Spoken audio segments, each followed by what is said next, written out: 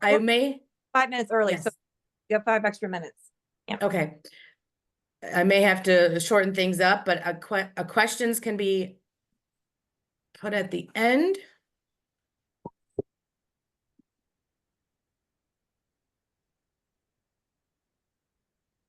Okay. So a lot of the information I'm going to be given is from my employer, the Johns Hopkins Hospital. I have also pulled some information from the United Network of Organ Sharing and also UNET, which is the database system from UNOS. So this education is part of our evaluation process at Johns Hopkins. So we're going to start out with, why are your kidneys important? So your kidneys are part of the not digestive, but the waste removal. They do also help to remove drugs from the body when you take your medications. The metabolism is usually from the kidneys or the liver. We help to balance the body's fluids, the kidneys do, release hormones that regulate blood pressure, produce the calcium that helps the vitamin D form, and helps to control the production of red blood cells. To go back to some of this, the releasing hormones is so your blood pressure start increasing when your kidneys fail. Unfortunately, the medications will have to be increased to help that. Same thing with red blood cells. When your kidneys are failing, your cells are declining, and usually you have to take Aranesp or Epogen to keep those blood cells reproducing. Unfortunately, CKD does not, which is chronic kidney disease, does not have any side effects or symptoms. You do not know that that is coming, and that is unfortunate, and that is why people sometimes don't know they're in kidney disease right away until it's too late. If your doctors are doing it the way they should be monitoring you from stage 2 to make sure that things, whether it's your blood pressure or your diabetes, are better controlled so that you do not have to go through the end stage process. So renal failure is also known as ESRD, or end stage renal disease. It's a permanent damage to your kidneys over time. Again, like I said, you may not have known that you were ever in a form of kidney disease until it's late stage 4 or stage 5. Kidneys are located in your back up behind the ribs. And as you can see in the graph there, you have a long ureters that connect to the bladder. The most common causes of renal failure are hypertension and diabetes. Options for end-stage renal disease, of course, is dialysis. That's what's going to be your artificial kidney. There's peritoneal, which is a tube in your belly that you do nightly exchanges or exchanges through the day. There's also hemodialysis, which is in center 4 hours, 3 days a week. There's also the option of home hemo, where you can learn to do the hemodialysis at home. It's done usually more frequently, maybe 5 days a week, but only for maybe 2 hours. So you could do it in the evening. You're still able to work and function. And then, of course, kidney transplant. We do say kidney transplant is a treatment. It is not a cure. This is how we can prevent and give patients a better quality of life by giving the kidney transplant. Donor kidneys, as you can see in the picture, the donor kidney goes into the pelvis area. That is because the procurement for these organs are only taken a small section of ureter, vein, and artery. And that is why we have to put it in that section. We have to put it closer to your body's vein, artery, and bladder. Some fast facts. These are some older from 2020. There are 99,000, and actually I have the 2023. It's 110,000 people are waiting for a kidney transplant in the United States. The average wait time is about 3 to 6 years, and that does go according to your blood type. Most of the time, there is no fast need for a kidney transplant because of dialysis. There are a few priority points, which I will talk about in a little bit, but dialysis is what's keeping the kidneys going. All centers have different policies, of course. So most of the centers across the country use the same things for listing in UNOS. They all have a selection committee, they all do testing, and they all have wait lists that have their patients. The transplant team consists of the nephrologist and the surgeon. There's also a social worker to work with your social needs, insurance, nurse coordinator as myself, finance coordinator. So insurance right now, of course, is open enrollment. It's very important to keep that communication with your transplant center, because if your insurance changes, you may not be eligible at that center. That is a big thing we're going into right now with open enrollment. So just highlight changes in his insurance is very important for you to communicate with your team. Of course, nutritionists and pharmacists, those are also key members of the transplant team, and these make up your multidisciplinary. So we do meet for committees. All centers have a committee with the multidisciplinary team to discuss the transplant candidates to see if they are eligible for listing. This means going over testing, going over social support, and finance support. This is also surgical evaluation. So a lot of times some patients will come in and meet with individual members of the team multiple times before they're even listed. So as part of the testing that most centers, including Johns Hopkins, will ask patients to do, cardiac testing is very important. We want to make sure that stress tests and echocardiograms are up to date and current. Obviously, going into a transplant is very stressful on your body. We want to make sure your heart is able to withstand it. So we do check for these things. We also have at Johns Hopkins, and I know other centers are the same way, they say function of the heart is important. We have something called the ejection fraction. That's the percentage of your heart is functioning. At Johns Hopkins and other centers, we have to have your heart functioning at least 40%. Anything less is too risky. Obviously, we would then consult with their cardiologist to make sure that these are able to be modified or medically enhanced. Colonoscopies, of course, are very important for colon cancer. We now have a policy for 45 and over for all male and females, just because colon cancer is now becoming a younger cancer. Younger people are being diagnosed late because they don't get the colonoscopies, and unfortunately, that is something we need to check on. Mammogram and pap smears for women. The CAT scan is very important, and I heard when people were introducing themselves, they talked about calcifications and vessel disease. And this is something our surgeon will look at. We want to make sure that patients are able to have this transplant. We're putting you under anesthesia to put this kidney in. And if there's no vessel to attach the kidney to, meaning that these vessels are hardened on the outside vessel area, basically like the internal part, I usually mimic with my hands. But when those vessels are hardened, we can't cut into them to get the vessel from the donor organ connected. The blood has to be able to flow to the new kidney, and it's very important that it gets enough blood flow, because if there's not, then the kidney's not going to live, obviously. So we must have this CAT scan reviewed. Surgeons will look at physical patients to see what their vessels feel like.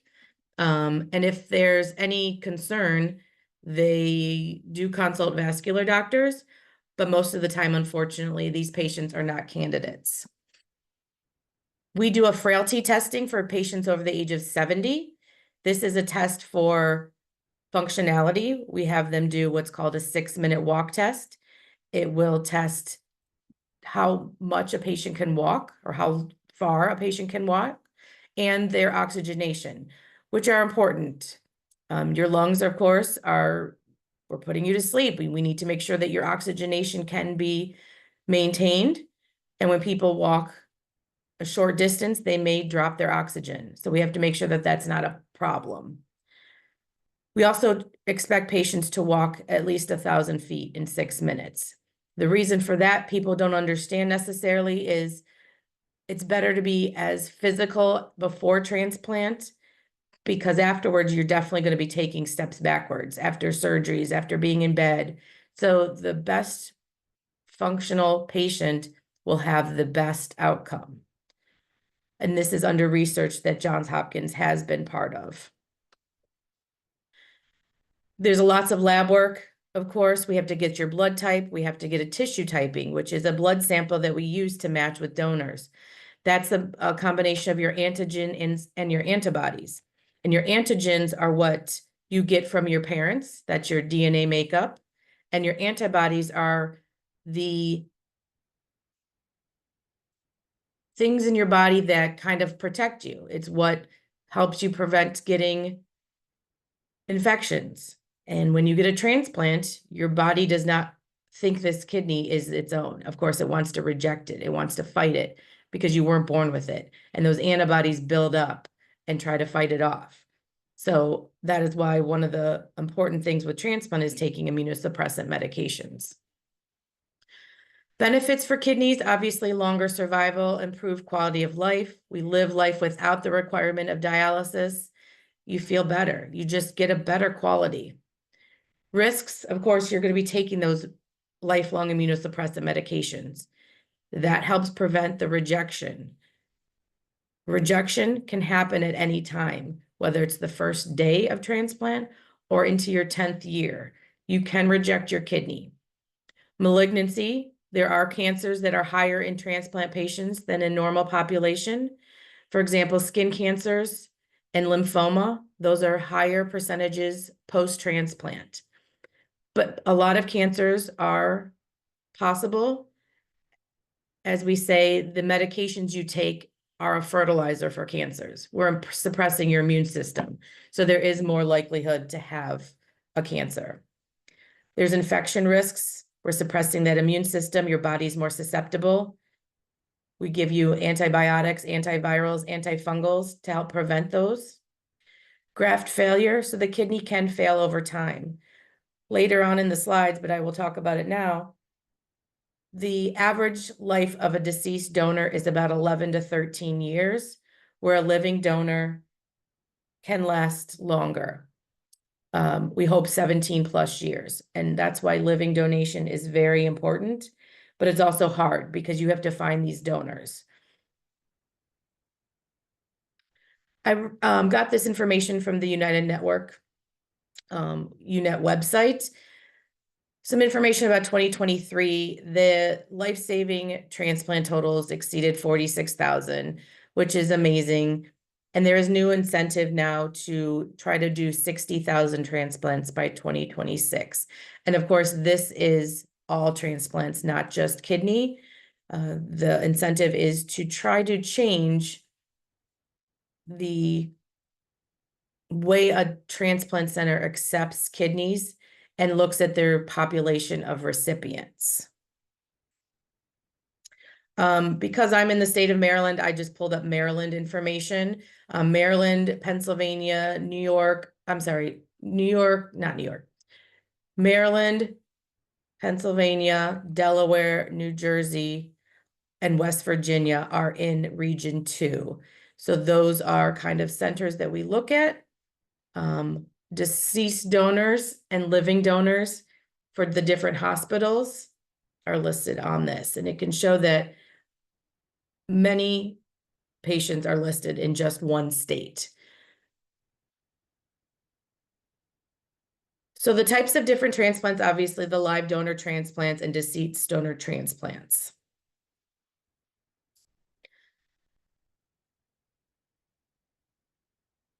For the living donors, obviously it's a gift of life. To be compatible, you just have to have the same blood type. You really don't need anything else, but the better match would be is the more antigens you have towards your donor. Again, I said 6, what you have. 0 out of 6 is still a match as long as you're the same blood type. Blood type O is the universal donor, but blood type O can only receive their own blood type.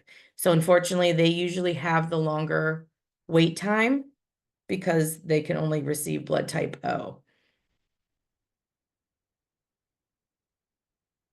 How do you find a donor? And that's the hardest part people have to go through.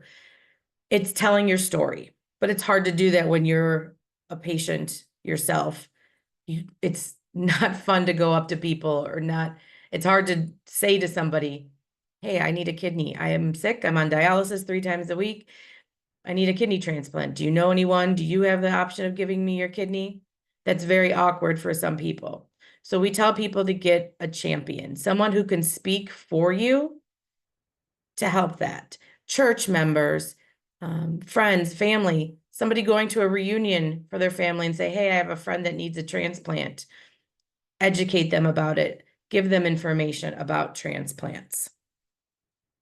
Some resources, of course, the National Kidney Foundation and UNOS, those are good resources to look into about living donation. And the one that I'd like to just touch on is the donor app website. This is an app that you can put on your phone now. One of our Johns Hopkins surgeons did develop this in research, and it is now applicable for all people across the country that I'm aware of, that you can download this app and set up a story for yourself. It basically can help you write this story so you can put it on social media. Now, I want to go back a second and say I'm not sure it does go through all states, but I know with Maryland, because it does talk about what organ you need and where you are listed at. For example, it'll say you put in your name, your age, what organ are you looking for? Obviously, you can be a living liver organ donor as well as kidney. So this is good for liver transplant patients as well.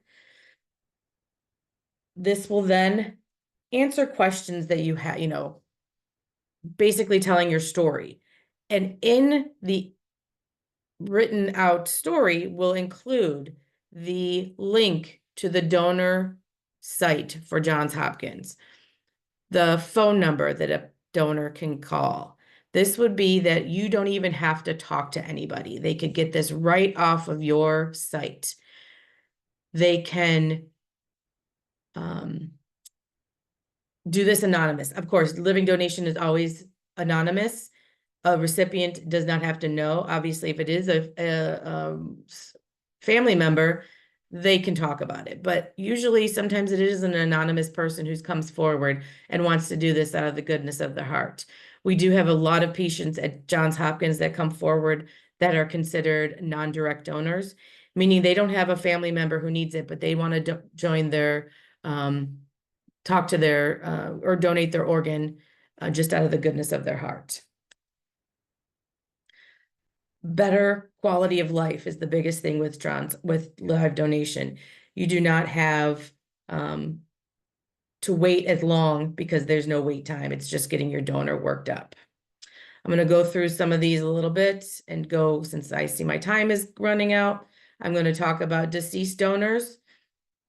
These are people who have passed away, who their family is willing to donate their organs. So these are considered the deceased patients. The caveat to this is a deceased donor does have to be alive, meaning they have to be on life support. We do not use people's organs who have been dead on the street for several days. These have been people who are in a hospital getting oxygen and fluid circulating through their body. The average wait time for blood type O in region 2 is about 5 years. Blood type A is 3 to 4. Blood type B is also 5 years. It is getting longer, unfortunately, and AB is about 2 years. The way they look at how a donor is given is where the kidney for the recipient, is the waiting time that a person has been on the list. their immunity compatibility, that's their CPRA or their antibody levels. If they've had a prior living donor, that gives patients more points on the system to get higher up.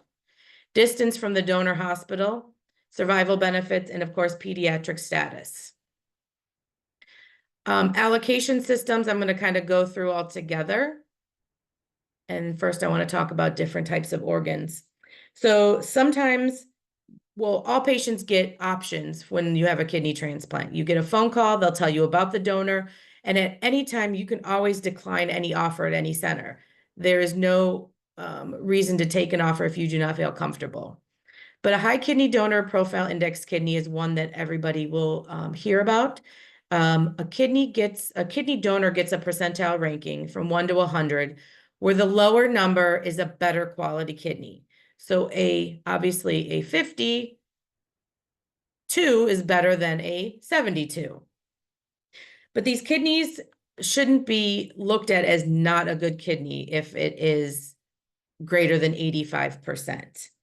Sometimes these kidneys are good fits, especially if a patient has a problem from dialysis, or maybe they're a little bit older and they do not necessarily need to live another 20 years. 7 to 10 years would be a good quality of life to give them. Because again, patients aren't getting transplanted until for several more years. We made the ASN along with the NKF came up with a calculator to come up with this score. They have just recently revised this by removing ethnicity and the HCV status from the calculator. That is a lot due to the race inequality that has been going on with kidney transplants. The EGFR calculator, it was also changed in 2022 by getting rid of race-based numbers, where now the EGFR calculator is 1, no matter what race. The other type of organ offers that are offered would be the HIV, hepatitis C, and HBV, sorry. So hepatitis B virus kidneys are not used. Hepatitis C is now considered a curable virus, and we can use hepatitis C kidneys in all patients.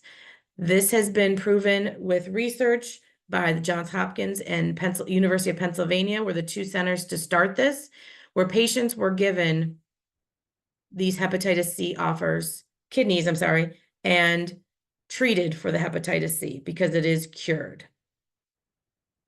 HIV is only given to HIV patients.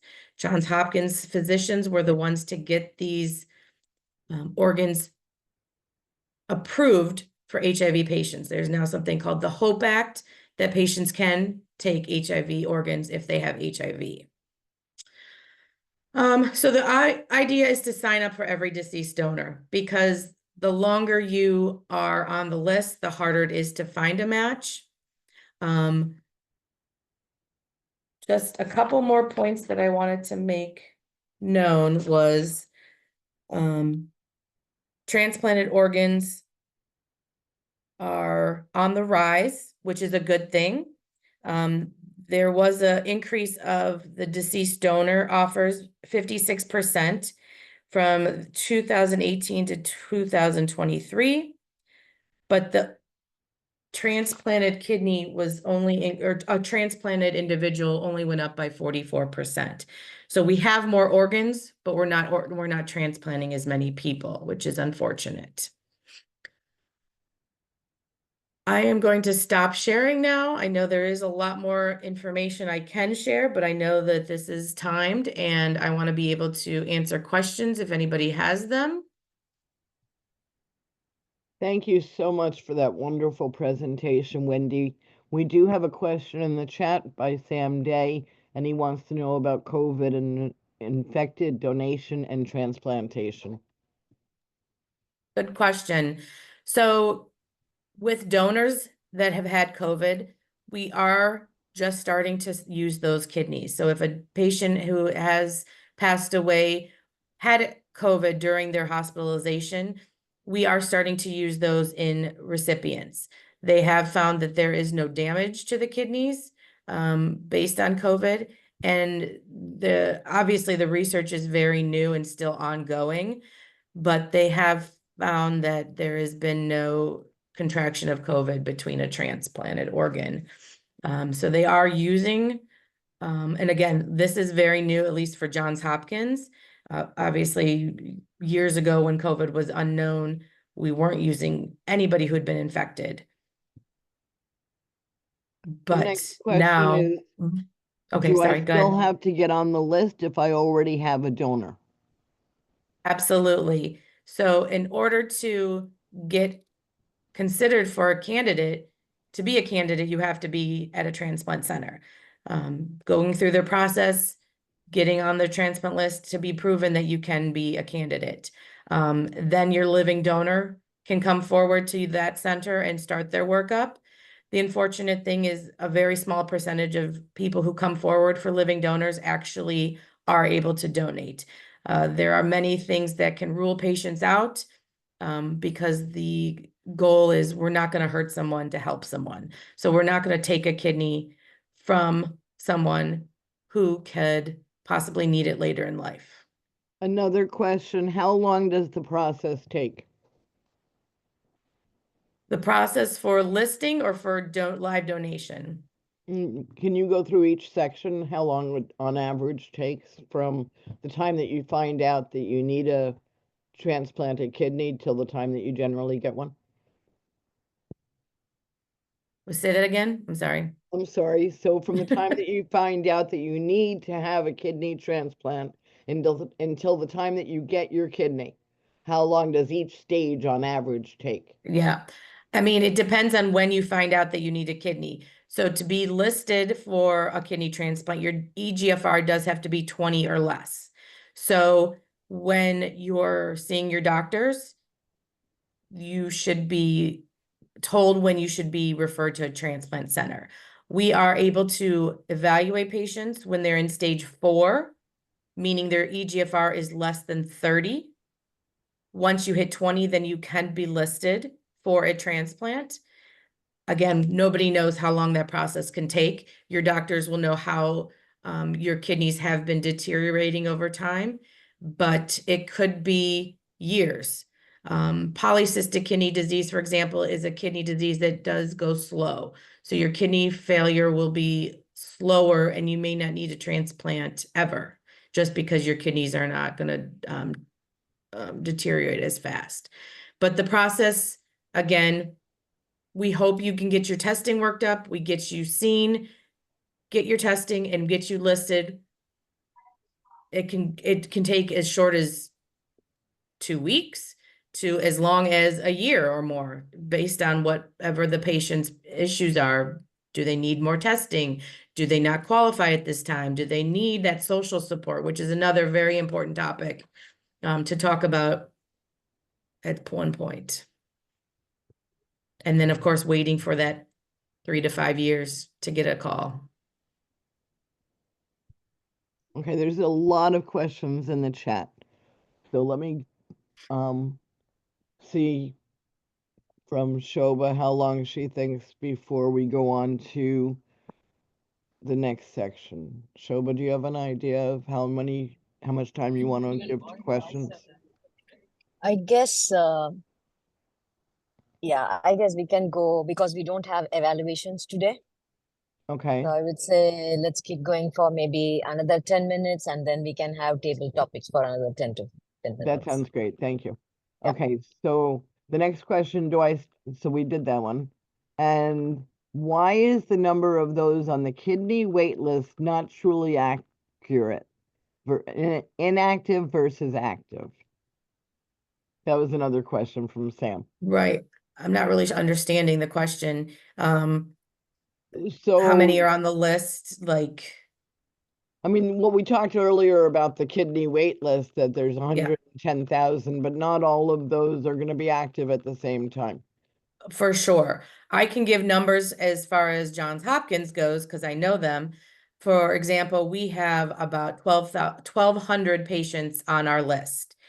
And out of that 1,200, about 400 and, no, I should say about 385 is inactive, meaning that they are not eligible for organ offers at some point or at that point because of a reason, whether medically, socially, not ready for transplant. But there are, the numbers I don't have about how many transplant centers there are. I think there's about 700 programs, and that includes all organs across the country. But with the amount of people that are coming forward, the numbers do just keep going up and not down. Thank you. The next question, how do I find out where I am on the transplant list? And are patients notified if a possible living donor is being tested? So there is never a list. A list is basically a waiting line. People cut in front of those lines all the time. So there's really no way we can give you a certain number. We can tell you how long you've been listed. We can tell you that based on when you were put on the transplant list. Back to allocation, when in 2014, the allocation from UNOS decided to add patients dialysis time. So they do get more time if you've been on dialysis. So that can increase or decrease your wait time because you are listed with that date. Sorry, my mind just kind of went off. Like these pop-ups of the questions that keep interrupting. I keep losing my train of thought. I'm sorry. I don't even remember what I was saying. That's okay. We were talking about where people are on a list. Oh, that's right. So and we actually, I can, mean, it's really important to talk about the fact that if you're getting a living donor, it doesn't have anything to do with where you are on a deceased. right, it doesn't. So if you have a living donor, we notify our patients if someone has come forward. Obviously, as a recipient, they can't know who it is because of the I can't say that word, anonymity. But we can let them know that there is. We usually can see in that there's active people moving forward versus if there's nobody that's come forward or the patients have been closed for some reason, the donor. We can't tell you why they were declined, but we can say once they move forward. And the reason that would happen is because at one point then the transplant recipient would need to come in and see the team again to get them ready, to get them pre-opt for a transplant. And that usually takes anywhere from 3 to 6 months once a donor has been, 3 to 6 months from when someone has come forward. And it takes about another couple, I want to say 4 to 8 weeks, once a donor has been cleared to get scheduled for surgery. I know at other centers it's different. I can only speak for Johns Hopkins because that's the center I know. Right, and Dr. Greg Hess was getting at the same question, is about a common standard. Yeah, so donors are kind of kept anonymous, just for the fact that if it's someone you don't know, we can't share that information. It's a gift. Right, but I think that he was getting more at why they're declined at one center and accepted at another. Oh, I see. Okay. Every center has a different criteria. Quality of kidney that they're looking for. Mhm. I know at our center, for example, the EGFR, 24-hour GFR is a lot less than what other centers are. So we will take a person who has a little bit lower quality or a little bit not quality, lower function for donation. We also base it on their age.